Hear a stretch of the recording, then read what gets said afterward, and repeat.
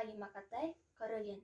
Қалқам, мен Лермонтов, Пушкин демен, Есенинмін демедім ешкімге мен. Қазақтың Королені құдіретім, онда бір сұмдық сыр бар естілмеген. Жат жерді жастанғанды жазатайым, қанмен жазды мүмкін ағатайым. Қасиетінен Королен айналайын, қазақтың дәл өзіндей қарапайым. Түзу тілінген таспадайын, қамшы өремін таспадан басқа дайын. Қаламасаң қамшымды аулақ жүргін, қараш үйдің есігін ашпағайын. Түзу жыртылған аңыздайын, аңызыма неге нәр тамызбайын.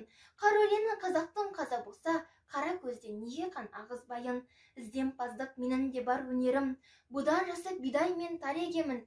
Қазан миым бәрінде қайнатады, дара қойып қазақтың Короленін.